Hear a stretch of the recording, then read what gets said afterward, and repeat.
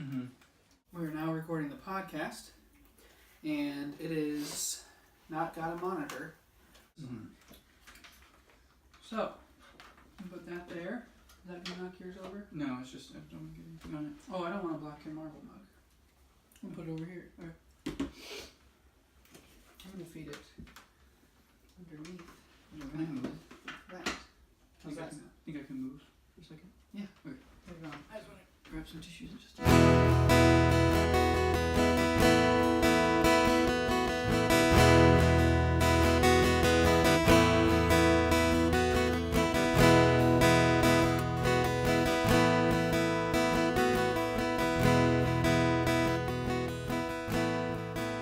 Alright, welcome to a very special LiveCast. This is the first time that Mark and I have ever been in the same room recording the podcast. So for those of you who have listened and marveled at the stellar audio quality, that is thanks to our editor, who will remain nameless. Oh, yeah. They do a great job, and we're grateful for their work, but they're just very humble. Mm-hmm. So, but we wanted to wish you guys a Merry Christmas. We have our hats on, and we are here in Kansas City, Missouri, kind of where it all began. We shared this room for...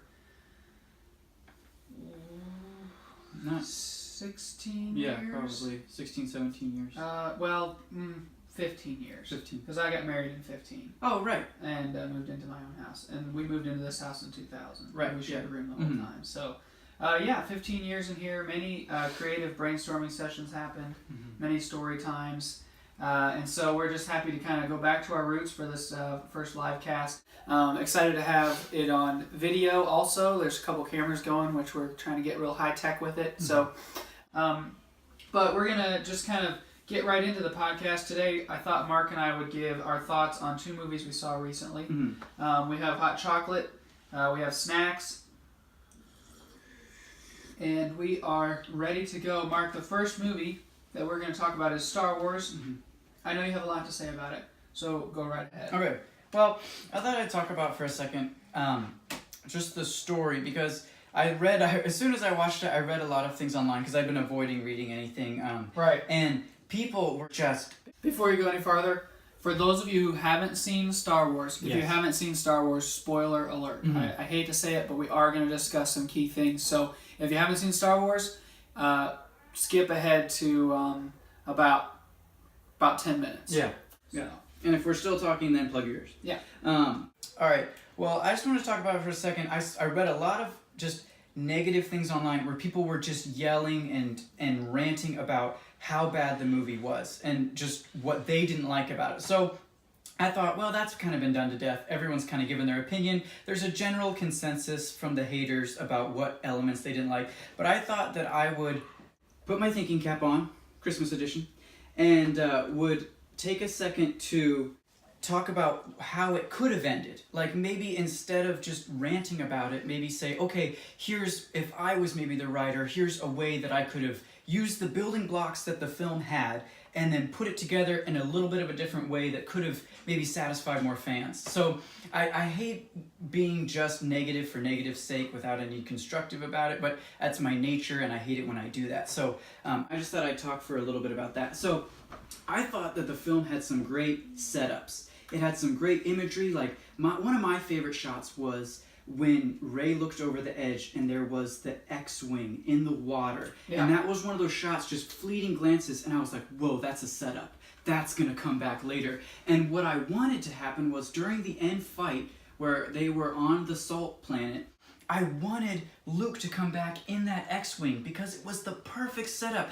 And it was a callback to the original series in which the X-Wing is sunk in the water. So here's my little take on how it could have ended. So the return from Yoda was the perfect opportunity for this. Luke is at that turning point where he doesn't know what he's going to do. So Yoda comes back and he uses the X-Wing to get Luke back to his roots. He tells them that because Luke's whole thing is that the age of the Jedi is over. So Yoda tells him, remember, the age of the Jedi had ended before, when you first began your journey. It was just me and Obi-Wan, and there were no Jedi. It wasn't us anymore. So it's ended before, and yet we came back because we are worth it. So he said, the age of the Jedi had ended before when Luke began his journey. and that was when the Jedi were defeated by Sidious. So he tells him that it was Luke only defeated Sidious with the help of Ben Kenobi, Yoda, and Darth Vader in all actuality. So tell him that, look, you were once someone that was weak in the Force, and you needed someone that was stronger to help you on your journey. 3 mentors. You had 3 mentors that helped you defeat Sidious. And just like that, you are now the mentor that needs to help Rey defeat Sidious, because you're all she's got. You and Leia are the only 2 people that she has.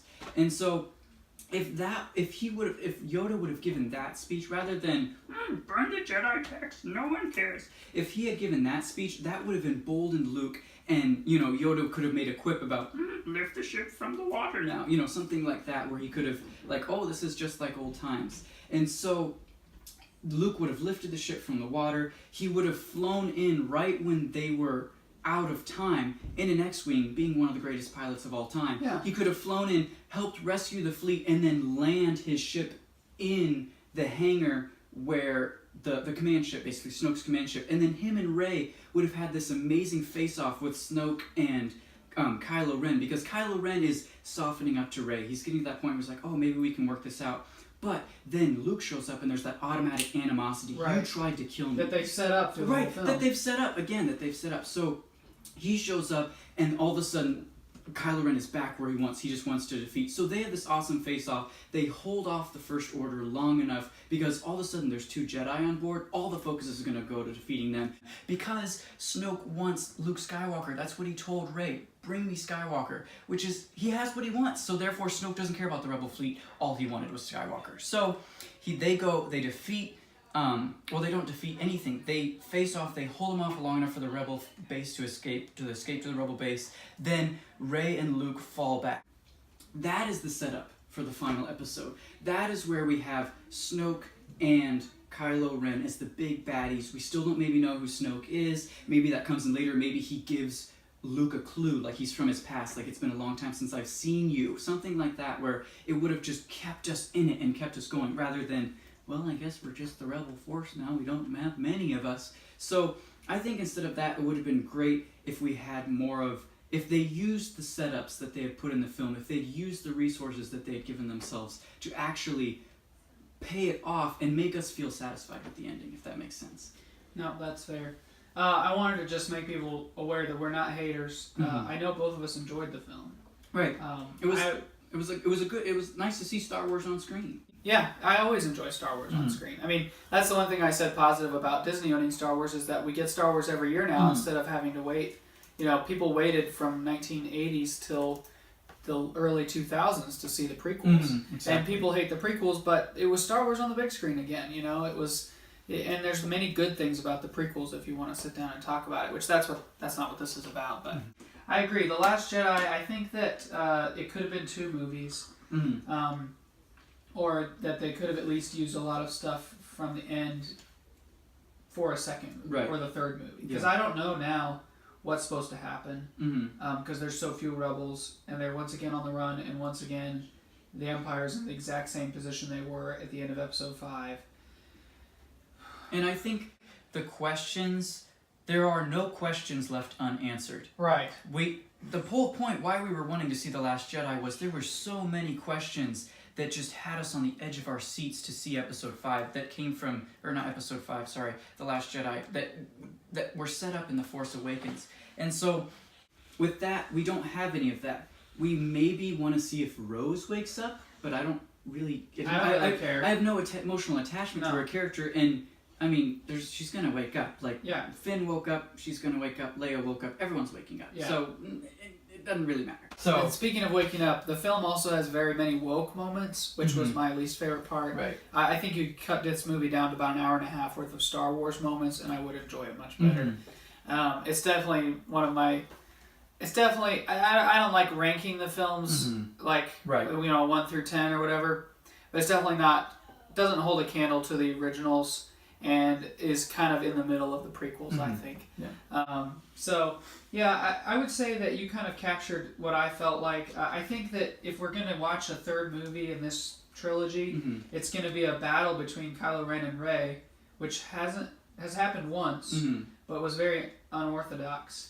So maybe Rey is going to start a new Jedi Order, or maybe Rey is going to find a balance. I mean, I would have loved to see Kylo and Rey actually become a team and destroy both the Order and the Alliance. Right. And start something new. You know, which would have been weird. Right. But it's a new generation of Star Wars. The thing is, after this film ends, do we know if Finn is even going to stay part of the rebellion? Like, he was ready to give himself, but then the guy on the ship was like, look, both people, you know, pick a side. You don't have to pick a side. The bounty, the traitor. So I think they were trying to make him like some sort of Boba Fett character. I'm sorry.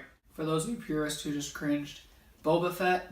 I think they were trying to make him as a Boba Fett character, where everybody now loves this random guy that showed up out of nowhere. And it's not working for me. No one loves a traitor. Yeah. There was nothing about him to love. He had a stutter. Why did he need a stutter? Right. And, you know, I don't know. I really don't know what he was supposed to...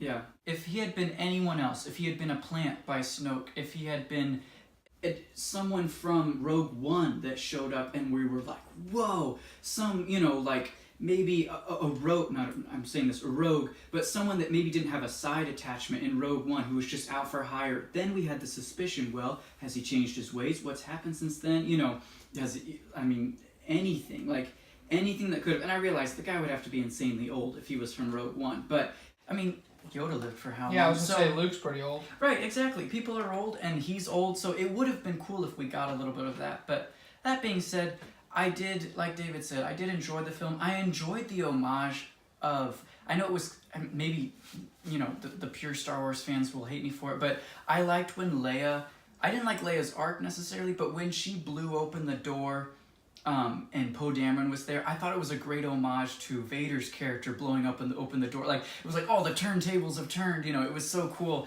just to see that moment from her, even though she's never used the Force outside of just instinct. I thought her Force usage was a little unexplained, maybe, again, a little unset up. It wasn't paying off anything, which, that's just me. I enjoy setups and payoffs. It's what makes me shake my fist in the movie theater and go, yes, yes, yes, you know, so, because good things about the film.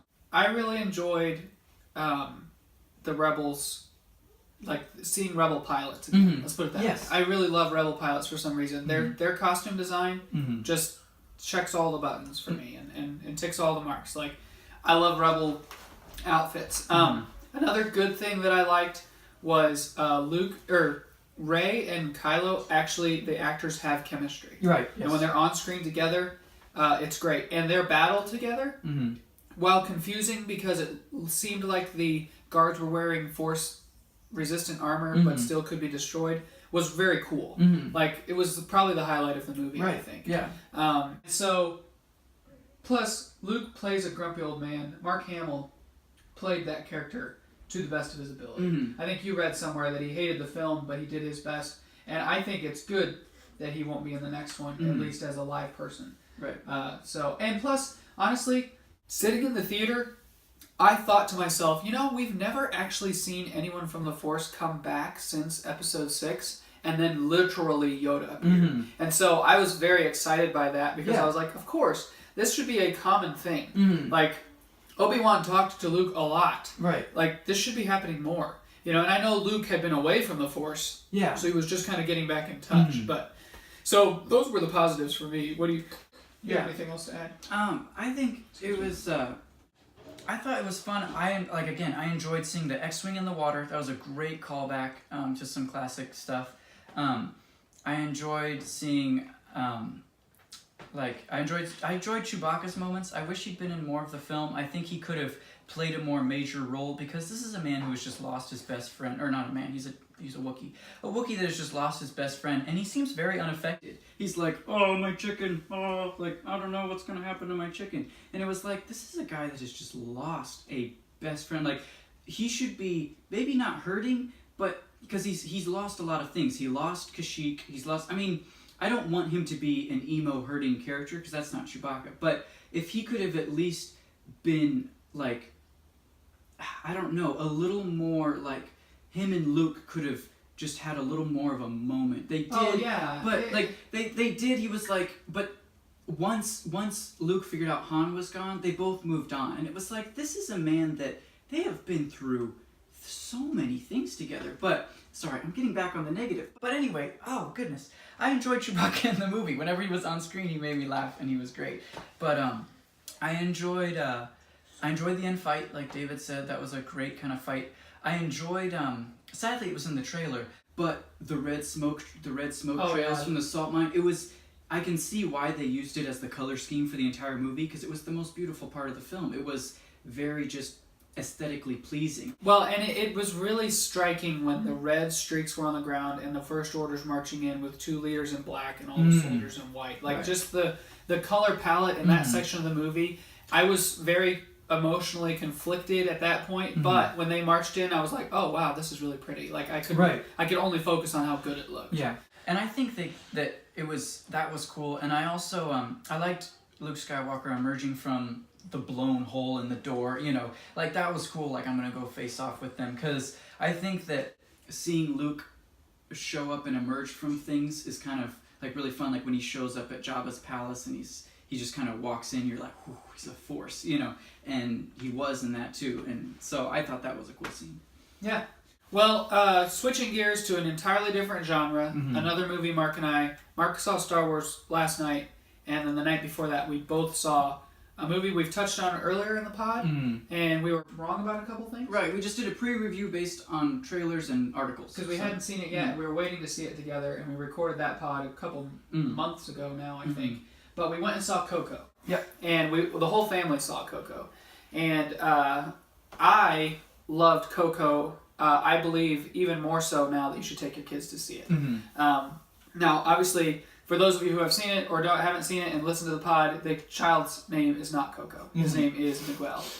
His grandmother's name is Coco. Yeah, before we go any further, David, again, spoiler alert. Yeah, spoiler alert. I'm going to try not to talk too much about the ending because I want people to be impacted by it. I was emotionally distraught during Star Wars. I was emotionally broken during Coco. I cried right when they wanted me to, and then I cried again later. So I am not ashamed to say that Pixar can move me like that, because that is their intent and that is literally what they're good at.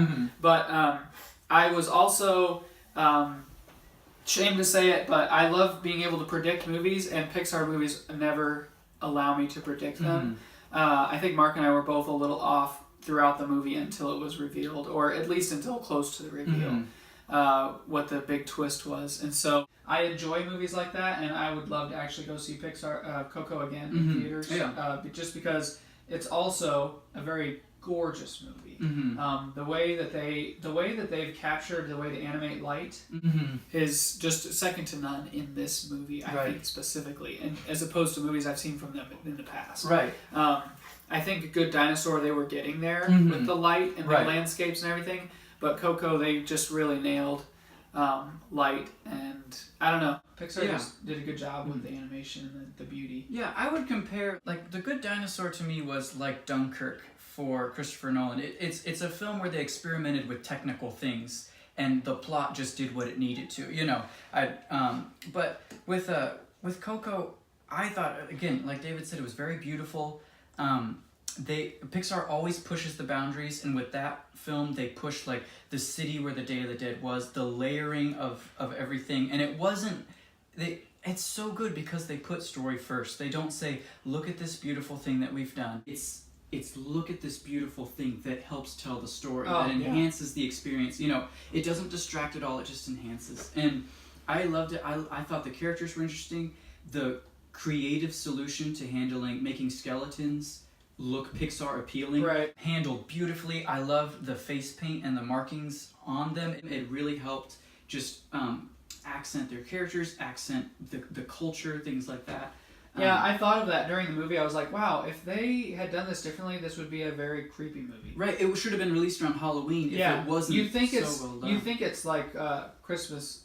Nightmare Before Christmas. Nightmare Before Christmas, which is a classic, but still very creepy. But this is not, like, at no point in time, unless there's actually something bad happening, are you afraid or frightened. Right, yeah. There's a moment at the very beginning where or it's right where the transition happens that you're like, whoa, it just wells up inside of you like, this is scary when he first enters the world. But then all of a sudden you run into the uncle and his head pops off, and then it's just laughter and fun from then on. And Pixar does a great job of keeping you balanced in your emotions until the right moment. Right, you know, they don't throw you into an unnecessary emotion before, you know, like they'll build you up, but then they'll throw you into one you're not expecting. Oh, humor? Wait a minute, these skeletons are funny? Right. You know, and then they kind of roll with it like that, and then they do that kind of throughout the film. They'll build you up, and then they'll throw you into one, and then they'll build it up a little bit longer, and then they'll build to the climax, and then it's all just kind of a downhill slope from there.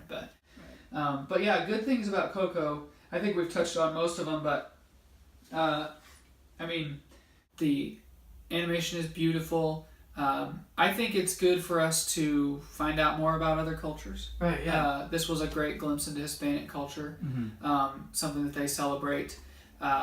Obviously, we don't agree with it spiritually, but it's a good thing to have in mind if you were to actually make friends with a Spanish person or something like that. Maybe not be like, so, you celebrate Day of the Dead, but if they say, hey, we're celebrating Dios de los Muertos, then you kind of know, at least from a very basic...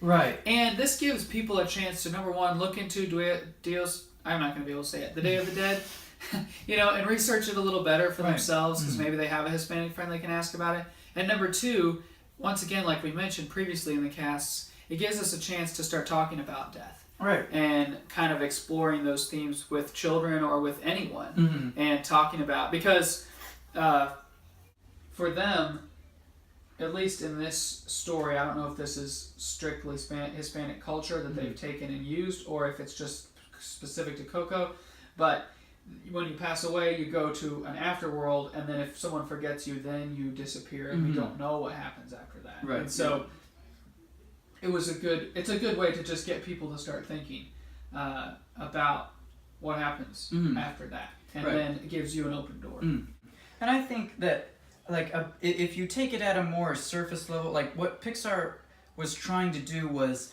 not necessarily promote Dios de los Muertos. Right. It's like this thing that should be celebrated by all and should be lifted up. No, I never got that. Right, exactly. It was they used this tool in their belt that they had to tell a specific story and enforce a certain theme, which was remember people. Don't remember where you're from, remember who your family is, put family first. And they used the Day of the Dead and that whole thing to tell that story, but I didn't get that they were pushing that culture in any way or forcing it upon us to practice it ourselves or anything like that. I thought it was good, like, just... And Pixar does this a lot. They want you to remember where you're from. They want you to remember where you came from. It's a theme in a lot of their movies. And I just want to give a plug. If you watch this film, I would encourage you to go back and watch Inside Out and look at some of the mirrored plot development. You won't find the same characters, but if you find that same kind of mirrored plot development, and then Coco does a great thing and it builds on it and it shifts and it goes a different direction, which is awesome. But again, a film about remembering. You know, you have the character, the long-lost childhood character that is afraid he'll be forgotten. And you have the same thing there. Things being afraid they'll be forgotten. And it was just a great reminder to me because, in all honesty, our grandpa just passed away very recently on my mom's side. And it was a good reminder to me. It hit me right where I lived. Like, hey, remember him. Remember his legacy. Remember what he did for our family, how he contributed. And... it was just that was what I got out of the film, was not to celebrate the Day of the Dead, but to remember people that have impacted me. And so I appreciated what Pixar did in that respect. Yeah. If you haven't noticed from listening to the episode so far, as we've mentioned before, story is important to us. And both of these movies had stories, and I think both of these movies handled story differently. Right. And of the two movies we've seen this weekend, we liked Coco better, simply because of the way the story was handled. And just so everyone out there knows, Coco is not strictly for children. Like, please do not stay home from seeing Coco simply because you don't have small children. Right. Or if it's at least get it on Redbox or buy it, find a friend that has it on Blu-ray or something. We'll have it on Blu-ray. Both of us. Yeah. Find us. Yeah, find us. And speaking of finding us, great segue, Mark. Thank you. We now have a Facebook page, along with our Twitter. It's called Destination Arte. I noticed that 90% of the website traffic to destinationarte.net was coming from Facebook, the mobile app. So I figured let's give the people what they want. Right. So I created a Facebook page. So follow that for more info and to stay up to date with us. Also, if you're watching this episode on the Pink Hoodie YouTube channel, you might have noticed Mark's hat. Mark, show the camera. This is a knit or crochet? I think it's knit. Knit hat, Santa hat. He actually got a compliment from an older lady today already.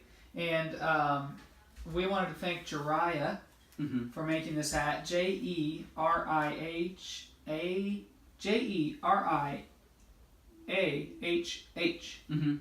on Instagram. So go follow him. It sounds like Jeriah. Yes, That's what it yes, sounds like. yes. Jeriah. Jeriah. Right. Go follow him and maybe give him a follow and a like and persuade him to make more of these. Right. Because Exactly. Jeriah, if you're watching, I want one in this color. Okay, bright red. His is a more muted, which is good for him. Right. But I need a bright red one to kind of match this hat. And then if you're also watching on the Pink Hoodie YouTube channel, you might have noticed Mark's face is shaped a little bit different. You can watch the channel in coming days to see how his face ended up so swollen. The Pink Hoodie channel is a big friend of the show and the source for all Destination Arte video content. We haven't started a YouTube channel yet because we don't feel like that's a main thing we'll be doing. But when we start doing more live casts, right? Because we're not in the same location usually, so there's no point in us filming videos of ourselves. And I'm sure we'll put a couple videos up just so you can kind of get more exposure to the podcast and. And so we shouted out Jeriah, Mark. We talked about watching the show. Jeriah's info we'll post it on the website, and we'll post it in the YouTube links. Yeah, he's a great graphic designer. Check out his stuff. It's really good. Yeah, and he's a big friend of both the Pink Hoodie and Destination Arte. And then I wanted to shout out one more listener, Mark. David has been texting me almost after every episode. His Instagram is Faith Baptist Students. Faith Baptist Students, all one word. He's a youth pastor in Ohio. Go check him out. They post some pretty fun stuff, and I know that the page is kind of more for their friends, but he posts some good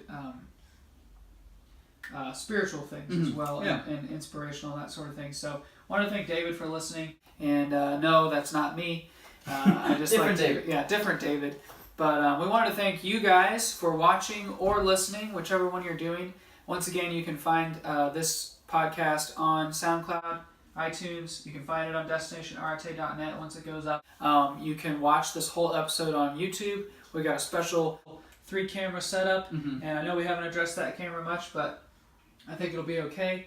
We want to thank Amy for helping us, Amy for helping us produce this episode, and we will see you guys next time around. Mark, we're probably going to record one more episode this week. Yeah, probably. And we'll get that one up eventually. And episode 4 of the podcast should be coming early in the Christmas week too. So wishing you all a Merry Christmas, a Happy New Year, and we will see you next time around.